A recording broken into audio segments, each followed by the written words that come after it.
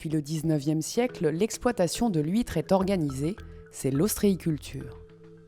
Il existe 5 étapes de production pour produire une huître et il faut entre 3 et 4 ans à l'ostréiculteur pour façonner son produit. Durant cette période, il devra réaliser des choix stratégiques concernant les durées, les techniques et les lieux d'exploitation.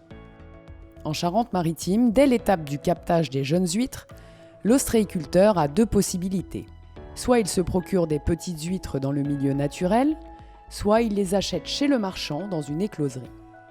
Le captage, dit naturel, consiste à prélever dans le milieu des larves d'huîtres grâce à des supports appelés collecteurs.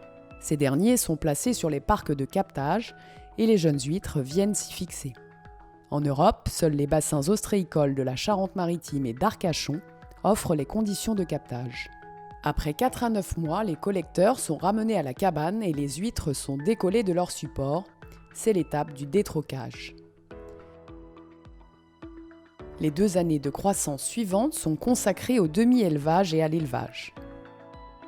L'ostréiculteur peut choisir de placer ses huîtres sur l'estran, qui est la zone soumise à l'alternance des marées. Il peut également décider de les placer en eau profonde.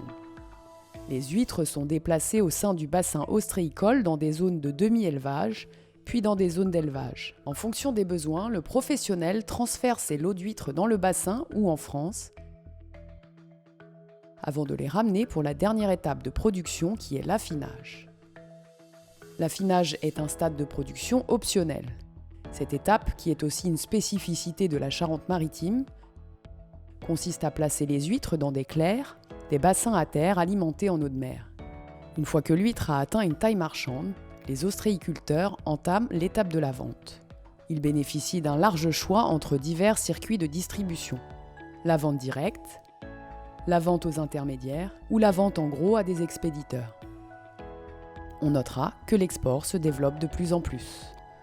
Paradoxalement, on constate que les huîtres, coquillages fixés naturellement, ne cessent d'être déplacés du captage à l'affinage. Elles suivent une trajectoire de la mer vers les terres au sein du bassin, avec des transferts à l'échelle de la France. Chaque produit est donc différent en relation